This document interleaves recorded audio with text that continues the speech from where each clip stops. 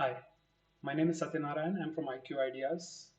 CLAT 2024, which was conducted in December 2023, is done with. The results are out, and the students have all received their scores along with the rank category wise as well as the All India rank. The consortium of NLUs has also put up the set of instructions on the official website for the counseling process. And I've been getting a lot of queries from students regarding what exactly is this counseling process and how to go through the various steps if they have been invited for counseling, what are the chances of getting into a national or university, so on and so forth. So I'm creating this video to give you a brief overview of what exactly has been mentioned by the council, by the consortium itself as the counseling process and take you through it step by step. Although this video is intended to explain to you the things in detail, I would very strongly recommend that you go to the official website consortium of nlus.ac.in, download the official document which has been uploaded by them, go through it step by step to understand it in detail. So this is one of the notifications that you can see here. It's there on the screen, right? You can see it here, which is basically the notification of the counseling process. This is a single page document which tells that all the eligible candidates have been invited to participate in the process. Now, the most important thing is the other document, which is basically the notification regarding instructions for admissions of the counseling process. This notification is dated 11th of December and contains the details, the instructions for both the 5-year integrated UG course and the postgraduate PG programs. I'm going to take you through the instructions given for the undergraduate part of the program. So the first step is obviously registration for the admissions counseling process. If you are eligible and have received an email, and this will be on the registered email ID that you provided while filling in the application form for CLAT. So you'd have received an invitation for it. So you would have received it over the registered email address and also on the registered mobile number in the form of an SMS. So once you have received the invitation, you must log into your CLAT account on the website, which is basically the same account which you used to fill in the application form on the consortium website. And once you have logged in, you must validate that you have been invited for counseling. So whatever instructions are given in your login in that invitation part, you will have to complete that process. The dates are pretty specific. The registrations for the counseling will open on 10 a.m. on December 11th, and this has to be done before 10 p.m. on December 20th. Right now, to complete the registration process or the admissions counseling process, you must pay the counseling registration fees before 10 p.m. on December 20th. So if you're a general category candidate, this is 30,000 rupees. If you're an ST, SC, OBC, BC, EWS or PWD candidate, you have registered on the application form for any of these things, then you are required to pay 20,000 rupees. Along with that, you will have to mandatorily provide your bank account information. And this account has to be a valid one, and keep in mind that in case any refund is to be done, then this is the bank in which you will be getting the refund, and there won't be any change in the bank.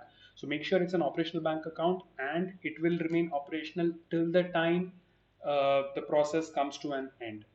So it has to remain active till the refund process is complete. Okay. So payments can only be made online once you have logged into the 2024 CLAT portal through the consortium website. Remember that the registration fee is refundable, although the details are given in paragraph 4. So this fees will be refundable under certain circumstances. The details are provided in paragraph 4. So first, log into your CLAT account, make the payment. Once you have completed filling the payment of the counseling registration fee, you will get a message saying payment successful. Right? Please don't wait till the last moment, because if there are any payment issues and you miss the payment deadline, you will not be allowed to participate in the counseling process. Right?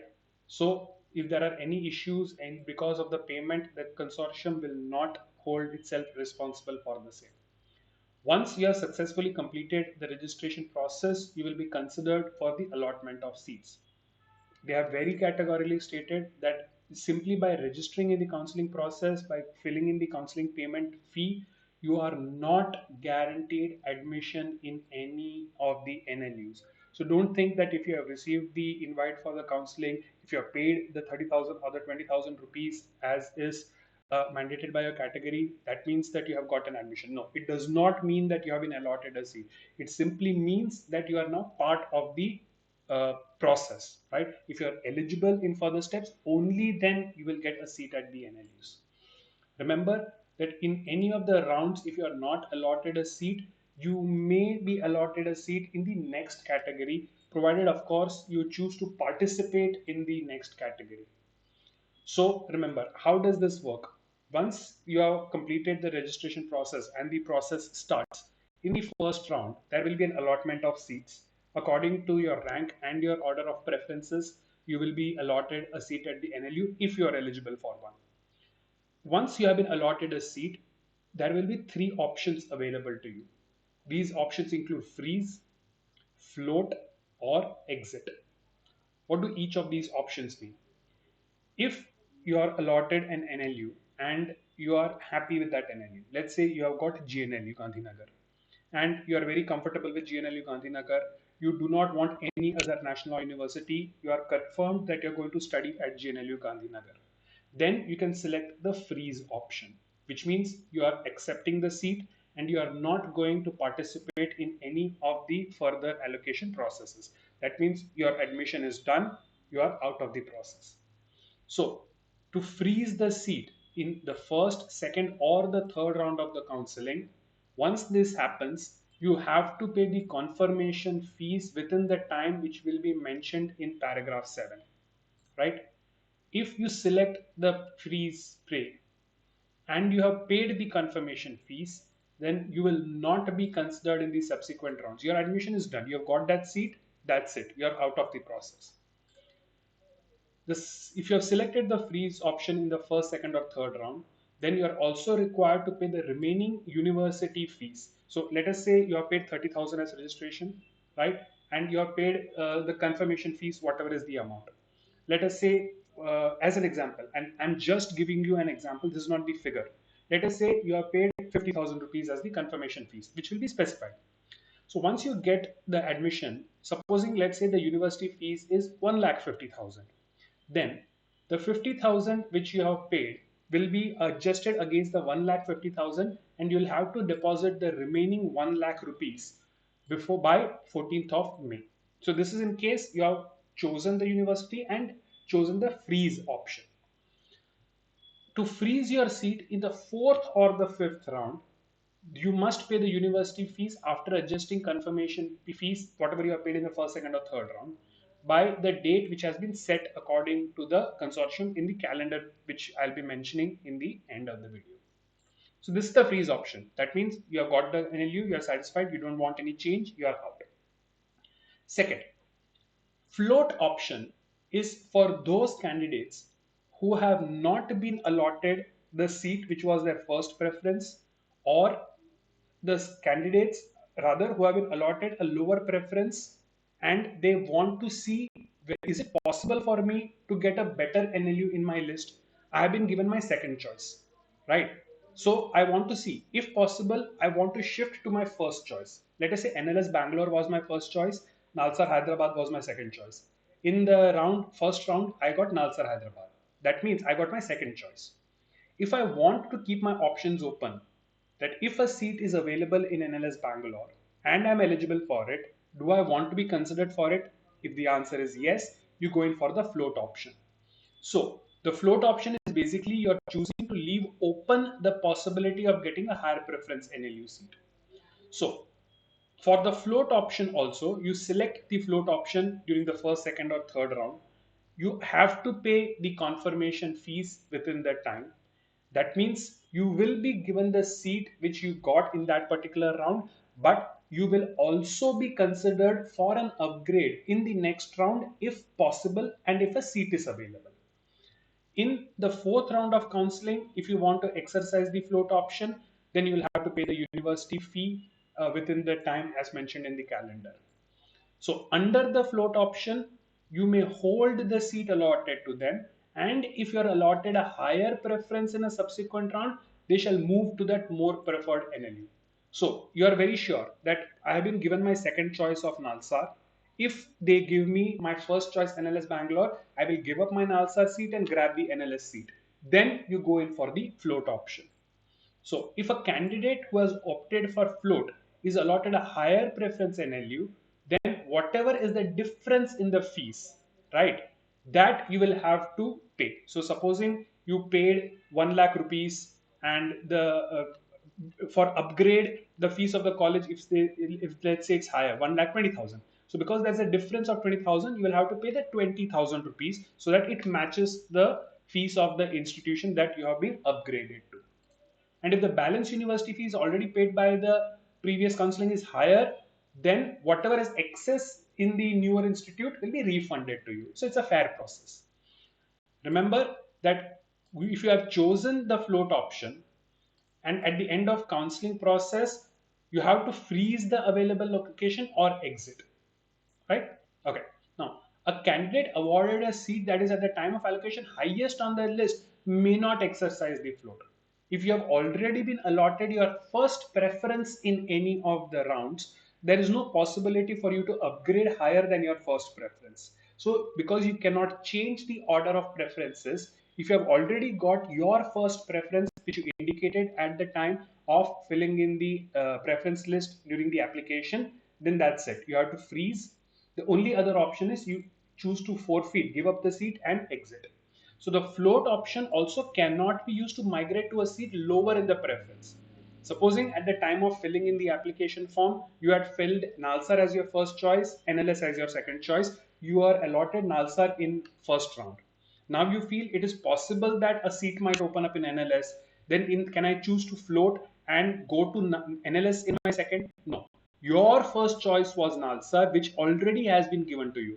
So the movement downwards in the preference list will not be entertained. You will be given Nalsar, that's it. You can only move up in your own preference list, not in the downward direction. Obviously, there is the float option is only till the fourth round, right? Because the fifth is the final round. There is no point in having a float option in the fifth round. The fifth allocation is the final one. The third option is exit. If at any point of time, after completing the registration, if you do not want to participate in the counseling, then you can choose the exit, right? It means that you are giving up the seat which has been allocated and you're saying, I do not want any admission, I am out.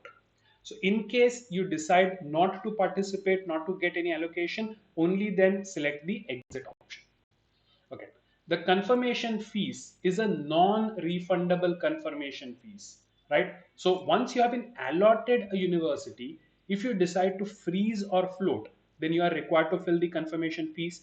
Now this confirmation fees is non-refundable, right? So the registration fees is a different matter.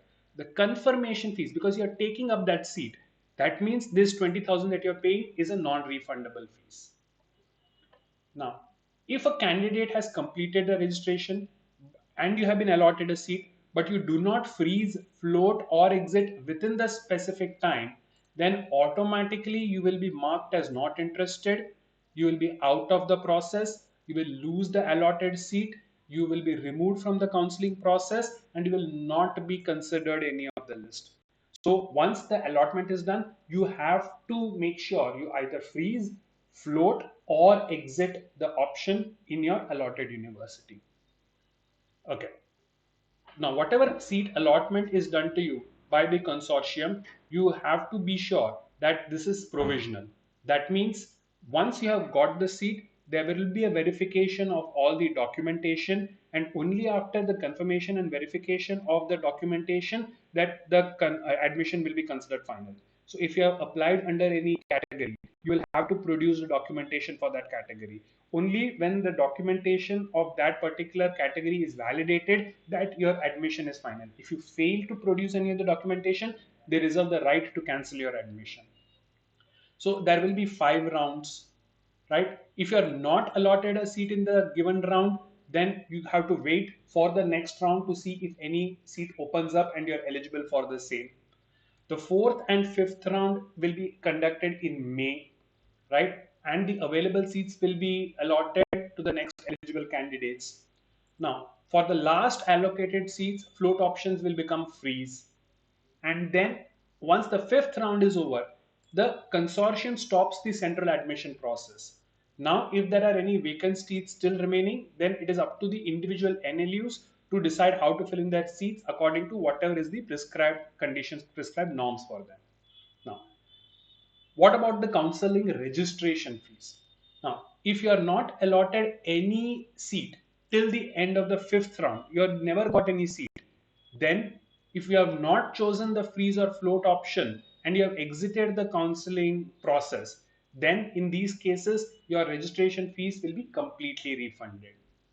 Now, if you have been allotted a seat and then you have chosen the float or freeze option, but then you choose to exit or you do not complete the admission process by paying the counseling registration fees, then there is a deduction of 5,000 rupees if exercised after 1 p.m. on May 23rd. Now, where a candidate is allotted a seat for the first time in first, second, third, fourth, you did not get any seat. You got a seat only in the fifth round, and then you choose exit or you fail to complete the admission. Then the registration fees is refunded in full. If at any point of time you are found ineligible, that is, your documents or the information that you provided did not match, because of which you are not eligible for whatever seat you have been allotted, then there will be a deduction of 5,000 rupees and the remaining counseling registration fees is refunded. Remember that the refunds will be to the same account from which you have paid the registration fees. So, like I mentioned in the beginning, you have to maintain that bank account till that time, and you will not be allowed to have the refund in any other account. Now, whatever confirmation fees that you will pay will be adjusted against the fees that you pay to the NLUs after the admission, right? If you choose the exit option or don't pay the fees to the NLU within the specific time or are ineligible, then there is no refund of the confirmation fees. Now, for the admission counseling processes, you require certain documents. So these include your 10 standard marks, your 2024 admit card, your 12th standard marks, your character certificate or conduct certificate from the last educational institution you attended, a transfer or migration certification from the last educational institution you attended. If applicable, then your caste certificate. If applicable, then PWD SAP certificate. If applicable, the domicile residence certificate. If applicable, then any of the other category certificates. So if you are a ward of a served or serving or retired defense personnel, EWS, ex-servicemen, and so on, then if you have claimed any of these categories and you have been allotted a seat, then you will have to provide these original documents or the scanned documents at the time of confirmation of seat at the NLUs. Okay. So the fee payment of NLUs, the calendar is now given. So December 11th to 20th is the registration time. The first allotment list will be on 26th of December. Confirmation fees for freeze or float will be from 26th December to 2nd Jan. The second allotment will come out on 8th Jan. Confirmation fees payment for freeze float will be 8th to 12th Jan. Then third allotment list 22nd Jan. Payment of confirmation fees for freeze float 22nd to 25th Jan. Then finally, university fees payment will be on May 14th. After the first three rounds and the university fees have been paid, the fourth list will come out on 20th of May, wherein the payment of fees for people in this list is 20th to 23rd May. And the final allotment, the fifth allotment, will happen on 28th May, where the balance of the university fee has to be paid from 28th to 31st of May. So these are the details of the counseling process. I would very strongly recommend that you completely go through all these details, you read and understand them, and please follow the timing given, the calendar given in this particular document so that you do not miss out on any of the essential dates. Warm congratulations to all the students who have got excellent results in CLAT 2024 conducted in December 2023. Wish you all the best and have a successful career.